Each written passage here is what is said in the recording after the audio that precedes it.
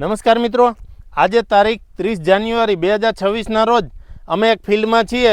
અત્યારે ખેડૂત પણ હાજર છે, તો આપણે પહેલાં ખેડૂતનો પરિચય લઈએ. તમારું નામ? મારું નામ ગોયલ જમલ ભારમલ. અને ગામ કયું? ભીમાસર. તાલુકો? રાપર. રાપર તાલુકાનું કચ્છ જિલ્લાનું ભીમાસર ગામ છે. અને ત્યાં અમારું જે તિરુપતિ રડાર બ્રાન્ડનું જીરું છે એ જોવા માટે અમે આવ્યા છીએ. અને ખાસ મને આનંદ એ વાતનો છે કે આ મોટા ખેડૂત, એટલે તમે આ તિરુપતિ રડાર કેટલા કિલોનું વાવેતર કરેલું છે? 140 કિલોનું.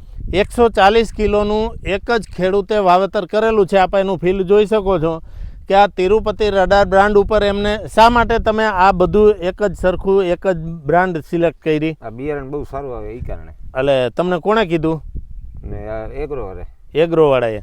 અને ખાસ કરીને એ લોકોએ પરેશભાઈ ગોસ્વામીની એડ જોઈ અથવા તો પરેશભાઈ ગોસ્વામીની ભલામણ જોઈ અને આ જીરુની પસંદગી કરી છે. અને તમે આ બિયારણ ક્યાંથી લીધું હતું? આપણે મહેન્દ્રભાઈ સોલંકી. બરાબર, વછરાજ એગ્રો.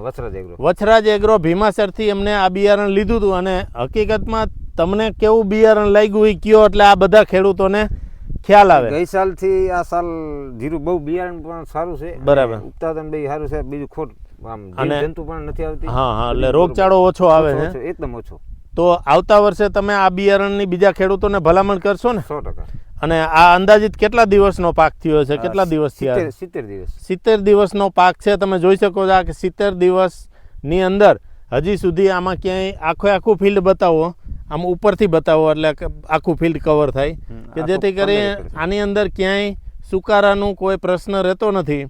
તો મિત્રો, આપણે મનોરંજનના વિડીયો તો બધા જોતા હોય છે ને અલગ અલગ શેર કરતા હોય છે, પણ એક ખેડૂત તરીકે દરેક ગ્રુપમાં તમે શેર કરો, જેથી કરી અન્ય ખેડૂતોને પણ માહિતી મળે.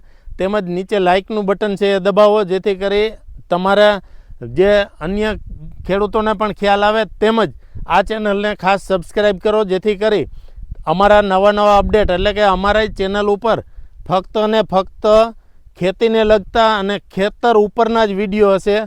એટલે ખાલી માહિતી નહીં, પણ નિદર્શન સાથે માહિતીના વિડીયો હશે. તો સબસ્ક્રાઈબ કરો, જેથી કરી નવી માહિતી, નવા વિડીયો તમારા સુધી પહોંચી શકે. અને તમારા વિસ્તારમાં આ બિયારણ ક્યાંથી મળશે જાણવા માટે નીચે ફોન નંબર આપેલા છે, એના ઉપર ફોન કરી અને પૂછી શકો. આભાર.